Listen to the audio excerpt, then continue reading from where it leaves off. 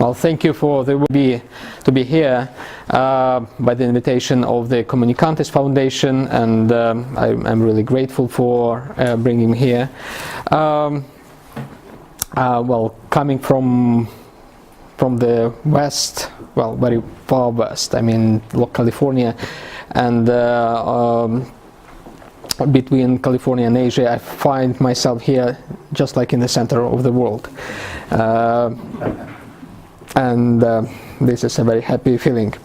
I'd like to share with you tonight some insights from from my experiences in the church, in the Eastern Christianity, but also from my very recent book, Political Orthodoxies, which was published a couple of months ago, where I explored in more detail the way how politics and religion interact with one another, especially in the realm of the Eastern Christianity. And my argument is that that interaction is not unique. It fits the framework, the more general framework of religion, politics in the global context. And one of the frames that I explore is the frame of ideology. And I'd like to bring to our discussion today this topic of ideology, and to invite you to discuss it together, maybe through the Q&A in the end, how ideology and theology are related to one another. My basic hypothesis and presupposition is that ideology and theology are different on the one hand, and even adversary to one another. At the same time, they are related to one another. Their relation is like more like father and son, and in a very peculiar way, maybe in the Oedipian sense, when one generation tries to kill another one, and they are at odds with one another. I would argue that ideology is a secularized theology. They were born, they emerged as incompatible with one another, and later on they came to be similar to one another, to the extent that sometimes ideology gets disguised for theology, and the other time theology gets disguised for ideology, and sometimes they constitute very strange alliances, which I'd like to explore in more detail in the end of my presentation. So I will tell you more about the genesis, the origins of ideology as a phenomenon. We'll try to put it into a relationship with theology, explore the instances when they interfere with one another, and then we'll invite you to think if they should stay together or they should be separated. I believe that this topic is very much European. It is relevant to the general framework of the discussions here. Speaking about the soul of Europe, ideologies have become a sort of an intrinsic part of the soul of Europe somehow, and modern Europe, in the beginning of the Enlightenment project, produced ideology as a genre, and since then, ideologies have framed the soul and the mind of Europe. Therefore, it's important to go back to the origins and to explore how ideologies emerged. The very term was coined by a French philosopher, Antoine de Tracy. He is not very well known, but he was one of those French who articulated to a great extent the Enlightenment project. And actually the word comes from the title of his main work, which was published in 5 volumes in the beginning of the 19th century, and was known as Les Éléments d'Idéologie. The point of de Tracy was that ideology is an alternative to religion. It is an alternative to theology. De Tracy constructed ideology, the concept of ideology, as a secular mindset, as a secular outlook, which provides an alternative to the religious outlook. From the very beginning, it was a secular phenomenon, and it was envisaged by the Tracy as a secular phenomenon, and it was supposed to be contrasting the religious outlook. So in the very beginning, theology and ideology were perceived as a completely different phenomena that should stay away from one another and should exclude one another. Ideology, in other words, excluded theology, and theology was supposed to exclude ideology as well.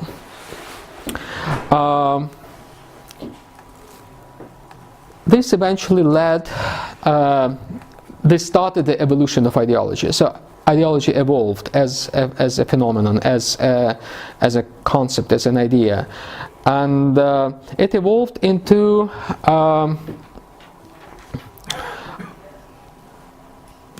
a philosophical mindset, into a culture, if you want, of philosophy, and particularly idealistic philosophy.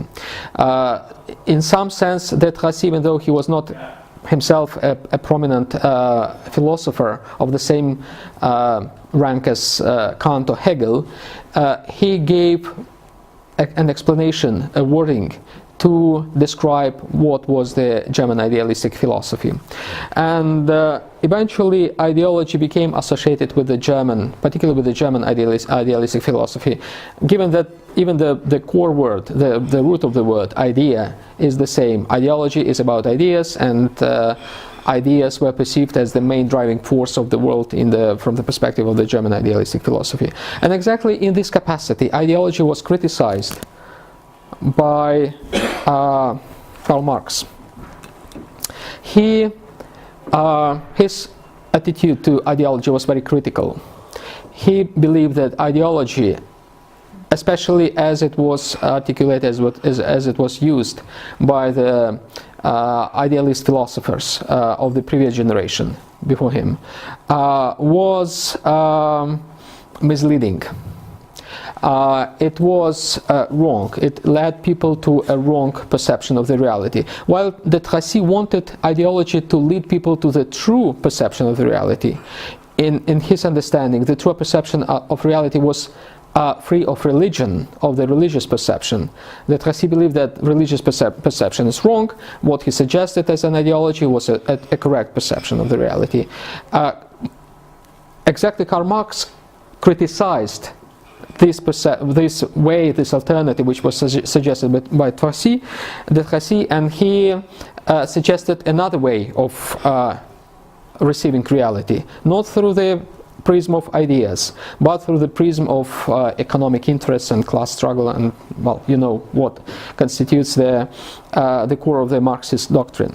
So effectively, Marx criticized ideologies of the previous generation, and his intention was to produce something which was different from ideologies, a better, a healthier, a more adequate perception of the world. But, as we know all, what he wanted to produce as an alternative to ideology ended up as an ideology. And this has become an intrinsic feature of ideologies, of all ideologies. I would exemplify this feature by a famous play by a Soviet playwright, Evgeny Schwartz. Probably you've heard about this playwright. He lived in the times of Stalin, and his most famous play is called The Dragon. Well, the main idea of this play is the following: that in a certain city there is a dragon who kills people, who demands human lives, and there is a dragon hunter. There are many dragon hunters who try to kill the dragon. And what happens to those dragon hunters? The moment they kill the dragon, they turn to a dragon themselves. So that is kind of I found this image of dragon hunters killing dragons and turning to dragons themselves very descriptive of ideologies. They try to kill their preceding ideologies, and eventually they become ideologies themselves. That was the case with with Marx, who wanted to kill the dragon of the ideology of the previous generation of philosophers before him. And what he produced turned to an even more monstrous ideology. I will come in a few minutes to what happened to those ideologies who tried to kill the ideology of Marxism and others. And as I mentioned, Marx produced a more monstrous ideology. And that ideology we knew very well from our personal experience in the Soviet Union, the ideology of communism, which became a totalitarian ideocracy. And Nazism, as we know, fascism and Nazism developed as a rejection of that ideology, and at the same time they were very similar, like on this picture.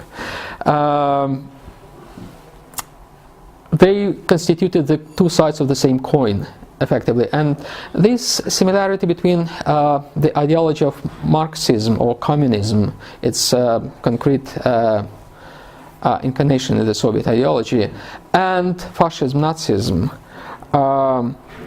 So these two, the similarity between them was noticed by some European philosophers, thinkers, as early as in the 30s. And then they coined a word for those two ideologies, a common denominator for them. Even though they seemed to be irreconcilable, they were enemies to one another, tried to extinguish one another, still they were very similar. And the word or the notion which was applied to them in common was the notion of political religion. Why political religion? They didn't pretend to do anything with religion. Well, communism rejected religion. Fascism and Nazism played with religion, tried to abuse religion in different ways. At the same time, what they produced, the systems of thought, of belief, resembled religion, because people believed in those ideologies in the same way as people believe in God, in the same way as people uphold religions. They were ready to sacrifice themselves for the sake of their religion, and they were ready to sacrifice others for the sake of their religion. And as we know, the numbers of sacrifices that they made for the sake of their religions outnumbered by far the victims of all religious wars before the secular age. And those victims, those sacrifices were made in the name of those political religions, in the name of the intrinsically secular phenomena, I would say, which had nothing to do with religion per se, but as secular phenomena they were perceived by their followers as a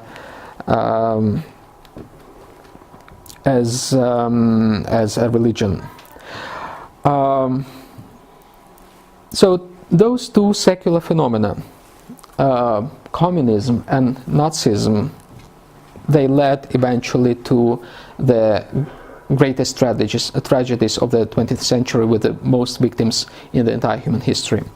I just want to, it just came to my mind, a few months ago I had a chance to visit Auschwitz in Poland, known also as Oswiecim, and quite surprising, we all have our own ideas about Auschwitz, right? That it is a horrible place. It is indeed a horrible place. But what struck me, what I observed there, was the following, an observation, that the way how Nazis treated Jews and those who were in Auschwitz was not very much different from the way how sometimes animals are treated, in farms. I saw those barracks, where they kept their victims, and they were like farms. So they treated human beings as animals, and they just slaughtered them. They fed them as far as they could. They used them to work, and then when they didn't need them, they just slaughtered them.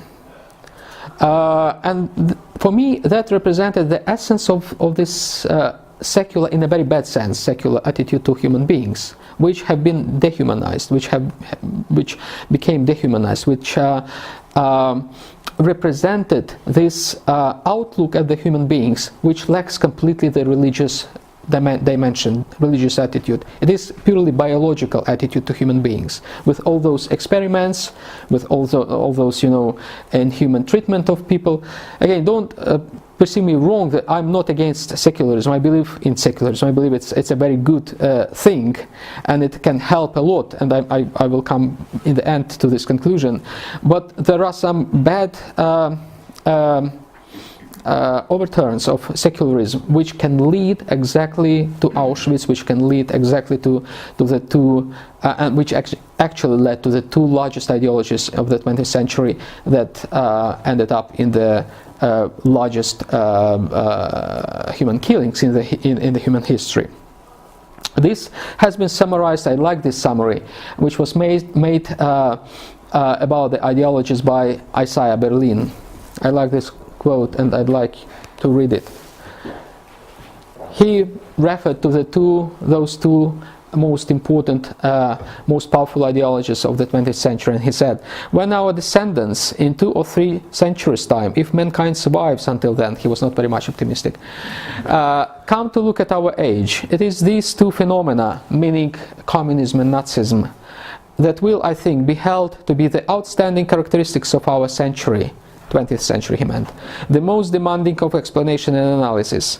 But it is as well to realize that these great movements began with ideas in people's heads, ideas about what relations between men have been, are, might be, and should be, and to realize how they came to be transformed into the name of a vision of some supreme goal in the minds of the leaders, above all of the prophets, with armies at their backs. Well, the key word here is I believe, is the prophets. So those ideologies, inhuman ideologies, were invented, envisaged by prophets with the armies behind their backs, and that prophetic vision led the humankind to the tragedies. So this prophetic vision is a part of this ideological outlook, I believe, and ideologies in this sense, they failed dramatically. The churches, however, even though ideologies in this sense, they had the genealogy going back to, well, if you want, to the Tracy in some sense, to the times when ideology was invented in order to replace religion, the churches nevertheless came to collaborate with those ideologies and came to accept those ideologies. And eventually we know so many instances that the churches collaborated with the bad guys, with the bad regimes, with those inhuman prophecies, like the German Christians, of course. In the Orthodox world, it was the same. Look at those sweet kisses of the Greek hierarchs with the Greek dictators. So it is another instance, another example, illustration of how the church embraced ideologies.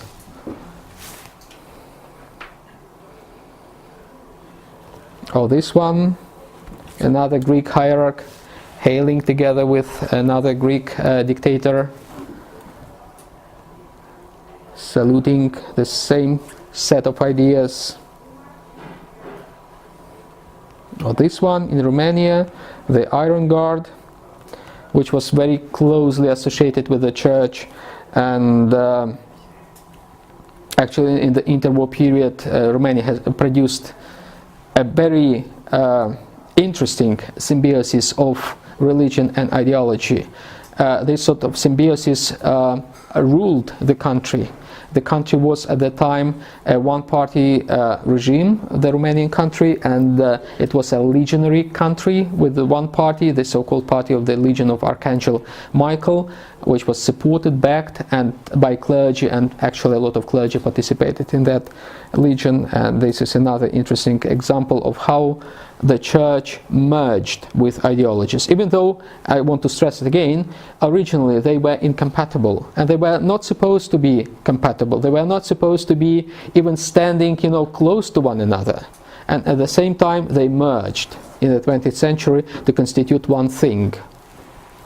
And this was a feature, just like totalitarianism was a feature of Europe in the beginning in the first half of the 20th century. And we know that only a few democracies existed in Europe at the time. Dictatorship was much more popular in Europe in the first half of the 20th century. And the same popular was the merge, the collaboration between the church and ideologies.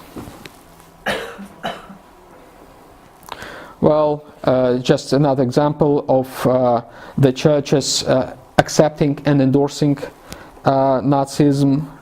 This is an interesting quote from the primate of the Russian church outside Russia, where he praised, his name was Anastasy Gribanovsky, where he praised Hitler. Because Hitler actually, in Berlin, Hitler built and, allowed to be built a huge cathedral of the Russian Orthodox Church in Berlin, and for that purpose, the Russian Church praised a very particular part of the Russian Church, the part that emigrated to the West, while the other part of the Russian Church that stayed in the Soviet Union praised Stalin, as we know, and supported the regime that almost had extinguished the Church.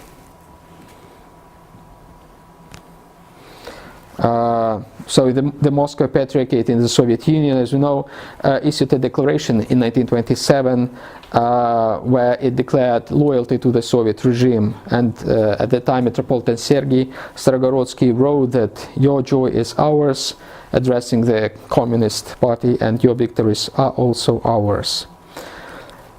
So, even though the ideologies were very different, communism and Nazism, sometimes they were endorsed by the same church. One part of the church endorsed the communist ideology in the Soviet Union, another part of the same church, which immigrated to the West, endorsed the antipode, the opposite of that ideology. All this led to the catastrophe of the war. All this led to the Holocaust, to the millions of victims in the wars, and those catastrophes, that catastrophe of the world, urged people, especially in Europe, to question the very concept of ideology. Whether ideology is something good. Yes, it constituted an intrinsic part of the Enlightenment project. At the same time, is it worthy to keep it? Because it had led to such catastrophes. Those questions were asked in the 40s and in the late 40s and in the 50s. And in relation to those questions, there was a famous book published in 1960 by a prominent American intellectual, Daniel Bell. The book was titled The End of Ideology, on the exhaustion of political ideas in the 50s. I really like this book, and I even put the title of this book to the title of my presentation because it was a landmark study. Daniel Bell argued that the ideologies as they had existed since the Enlightenment up to the World War II exhausted themselves. They were not relevant to the European project or to the Western project anymore. They failed. They led the humankind to fiasco. And this was, I think, a correct statement.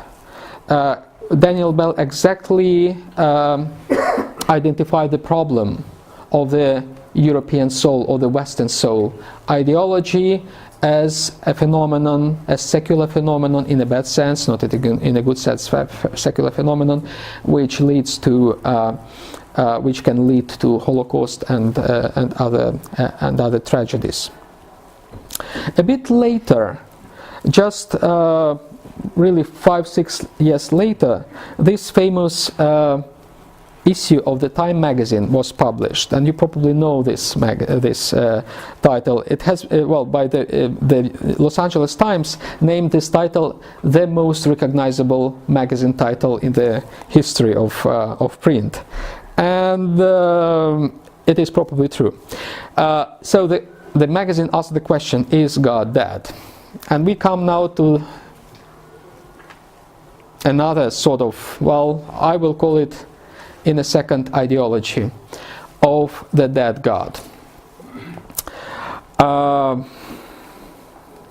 However, in my judgment, this title, this question, has a direct relation to the book by Daniel Bell about the end of ideologies, because well, many people were upset about this title, of course, in the 60s when it was published.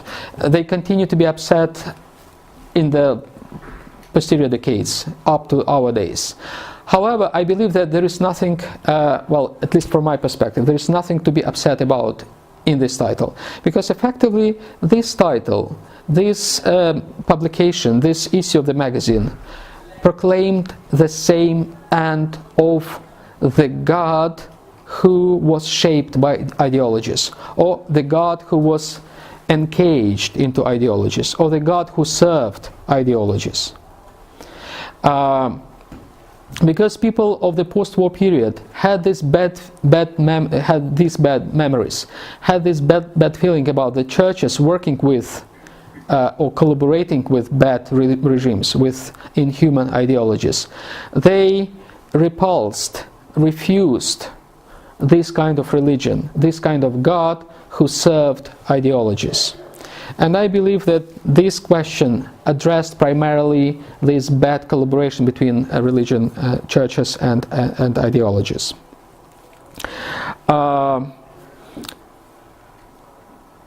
And this issue of the Time magazine actually put the full stop to this story of collaboration between old-fashioned ideologies, the ideologies of the era of modernity with the churches. Again, let us remember Evgeny Schwartz and his tale about the dragon and the dragon hunters. The moment you want to kill the dragon, or you kill the dragon, you turn to dragon yourself. So the dragon of the old-fashioned ideologies was killed. That was stated by Daniel Bell, by the Time magazine in 1966. What happened next? What happened to the dragon killer who had killed this ideology? Well, whatever happened to all dragon killers? They turned to dragons. And we, after that period, we probably deal with another iteration of ideologies. This time they are not ideologies of modernity that flourished in the 19th century, but they are the ideologies of postmodernity.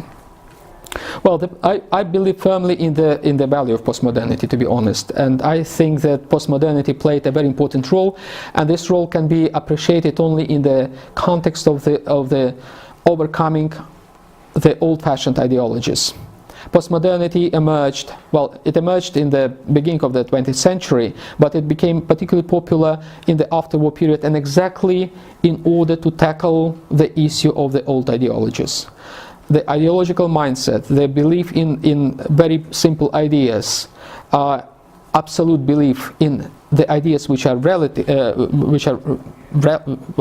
relative, they are not absolute, but the absolute belief in those ideas led the humankind to the tragedies of the World War II. Postmodernists tried to deconstruct this absolute belief in relative ideas. And that's where I think it was the power of postmodern attitude. However, as a dragon killer, it faced the fate of what it wanted to become another kind of ideology. And we know these ideologies as the ones that contribute to the modern phenomenon, the phenomenon of culture wars. I usually ask my students in California, what are culture wars? The American society is very profoundly affected by culture wars. And they begin explaining me that they have to do with, oh, thank you so much. Oh, thank you. They begin explaining me about wars and culture and stuff like that. I answer to them, culture wars have nothing to do neither with war nor with culture. It's completely different. It's essentially a struggle between two ideological approaches. In the American context, it is Republicans and Democrats, or if you want, conservatives and liberals, and essentially it is a struggle between ideologies. Fortunately, because of the very essence of postmodernism, it could not lead to a war, this kind of struggle, because postmodernism doesn't believe even in wars, for good probably. And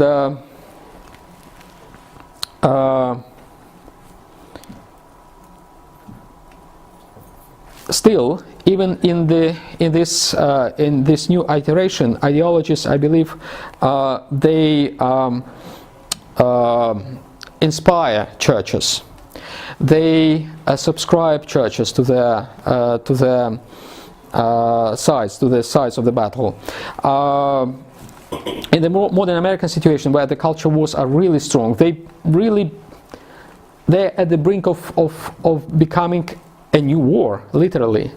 Like, for instance, when in 2016, when Trump was to be elected, many people, Democrats, were afraid that if Trump is not elected, then people, say, in Texas would go out to streets with their guns, and it could be just another outburst of war.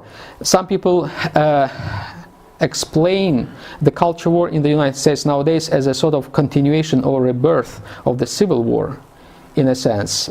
The Civil War never stopped; it just came back in the form of the culture wars, which are organized by ideologies. The Civil War was about slavery, essentially, about real thing, human condition. It was also, the culture was also about economy to a great extent, because if you take this American South, it relied very much on slaves, because the slaves constitute the backbone of the economy. If you remove slavery, you just destroy the entire region, and they were protecting the economy, the social structure, their customs, everything. Nowadays, it's a different kind of civil war. It's about ideas, it's about attitudes, it's about what constitutes the core of the postmodern era. Therefore, yes, we now face another iteration of ideology, of the development of ideologies, and we have another kind of conflict between those ideologies. Fortunately, so far they are not bloody. But they are tense, and they can lead to outbursts of violence. And a feature of this conflict just followed it, and I would like to move to, or to maybe to try to think about the present situation. Are we still in the period of these postmodern ideologies, or we are dealing with something different? We are dealing with another iteration, the next iteration of the ideological evolution. I believe we face a new, fresh stage of the ideological development, and a mark of this ideological development is a phenomenon which we know as post-truth nowadays. We know that in 2016 the Oxford dictionaries defined the word post-truth as the word of the year, and I believe that this new stage of ideological development, when people tried to deal with the bad sides of postmodernism, they tried to overcome postmodernism, they were fed up with it, and they wanted something new, and they produced and they wanted to deal with this relativization which was brought by postmodernism, and they essentially tried to deal with this dragon of postmodern ideologies. And they arrived at a new dragon. They gave birth to a new dragon of an iteration which I would call metamodern. Some people ponder if we could speak about postmodern stage in ideological development, or some people call it also meta-modern stage of ideological development. I think there is a grain of truth in this, and I believe that the new stage of ideological development features this new iteration. What is its main point? Its main point is that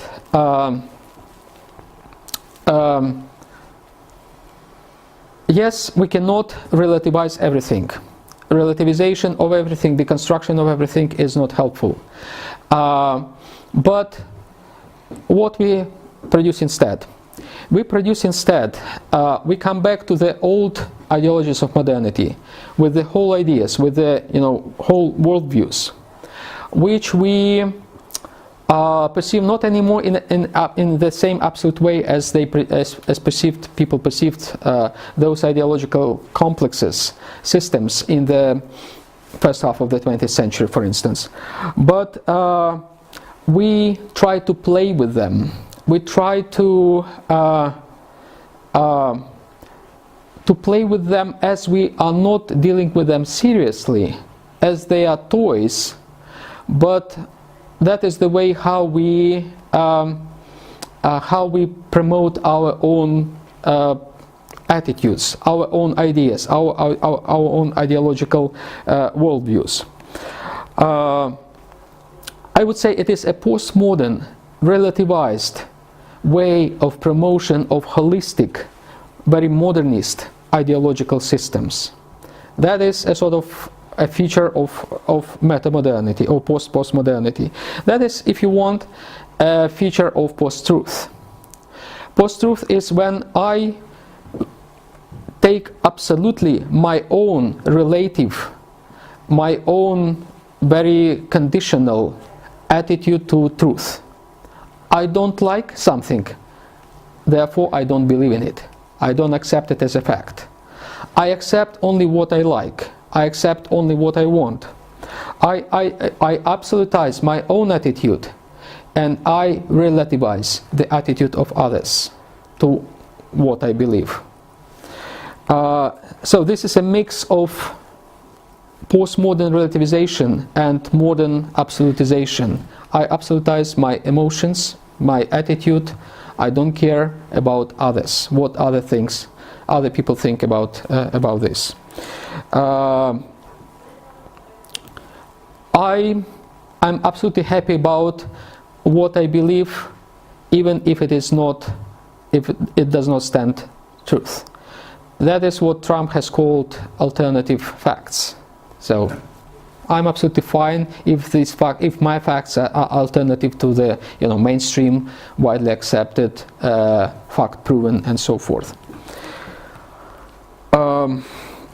Well, this is a kind of phenomenon that the West has been facing since 2016, at least, since the elections in the United States. But in Ukraine, we have faced the same phenomenon we have been facing it since 2014, at least. That is a thing that we first faced, and this wave of post-truth, of meta-modernity, if you want, it came from Russia to Ukraine, and it first tried to swallow Ukraine. Of course, we did not, I remember myself, try to figure out what is going on in Ukraine in 2014, try to articulate what kind of propaganda it is, what sort of wording, what sort of mechanisms of pursuing people were used. Well, we called it propaganda, we called it manipulations, and so forth.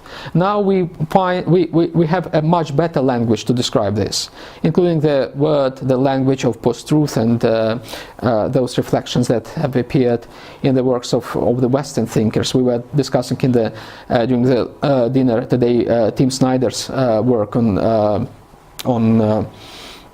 the crisis of the Western democracy, and this is a good way to explain the same thing that we try to explain in Ukraine. And actually, Tim Snyder himself, he first tried to explain this phenomenon in application to Ukraine, and then he was forced to apply the same language to describe Trump's America, quite surprisingly, or maybe not surprisingly. So I believe that this turn in ideological evolution from postmodern ideologies, two meta-modern ideologies, marked exactly the Russian aggression against Ukraine. And I would interpret the Russian war against Ukraine exactly in these terms. What they tried to do, they tried to play with the war, effectively. Remember, one of the protagonists of the Russian aggression, Igor Girkin, he was himself an animator. He played, the officers of the Tsar's army in the battlefield. They reconstructed battlefields of the World War I, World War II, whatever, and they began with playing in war and ended up with real war. However, for them it was still a play, it was still a game. Probably, well, some of you know about this. I like this comparison. Probably you know this computer game by Microsoft, Civilization, where you play with civilizations. That's what the Russians tried to do in Ukraine. They took this concept of civilization.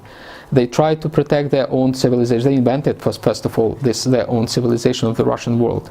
And they tried to play with it as if it was a game. For many it was a game, but it ended up very badly with human deaths and losses and so forth. But still, if you take the ideologies of the Russian world, people like, if I may take, for instance, the church side of this phenomenon, like Father Vsevolod Chaplin, who is a notorious kind of speaker on behalf of the Russian world.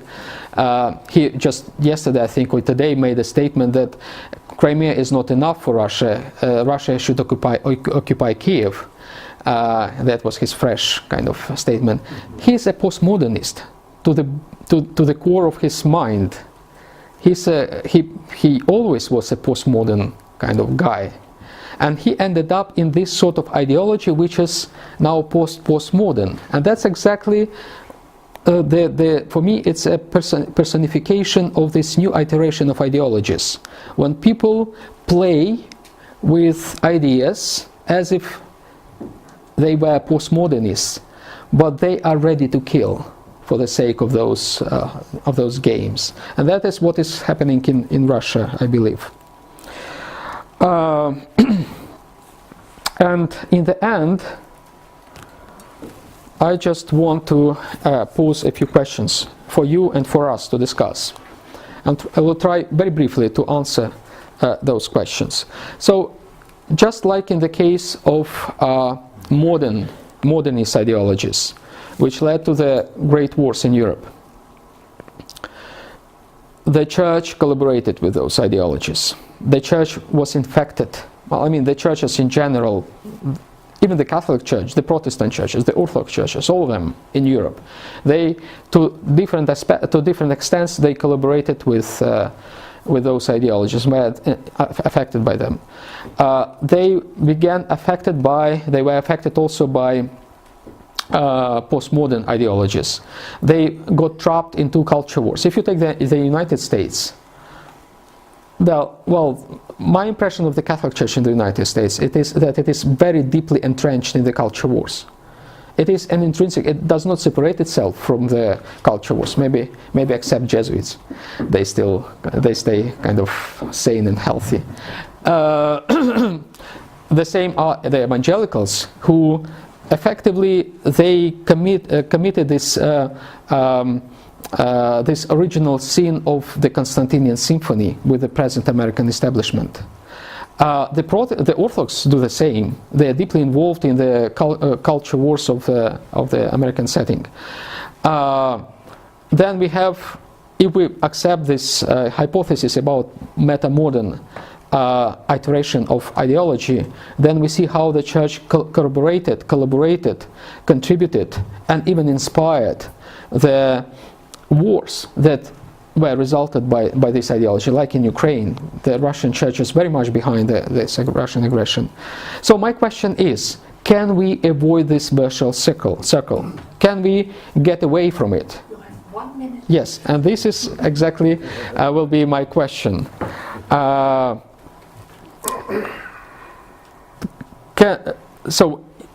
Can we avoid this engagement into ideology the churches. Not at the expense of isolation from society, because this would be the easiest way, just to cut off ourselves from any social developments and just hide ourselves in the caves and forget about the society. That will be the safest way to, to get away from ideology. It is the same effective way as if you have a headache. The best medicine for the headache is guillotine. That would be the treatment of this ideology. So what would be the solution to get away from ideologies? Well, 30 seconds answer. My answer to this question is secularization. I believe that secularization in the sense of separation between the church and the state would be a good solution, would be a step towards that. The church needs to keep away from the state, because the state is the main source of this infection of ideology. Second is, I believe, is repentance for the church, for those crimes that it had committed when it collaborated with bad ideologies. And the third solution would be probably, the main difference between ideology and theology is that ideology looks at the things of this world. Theology looks at the things beyond this world.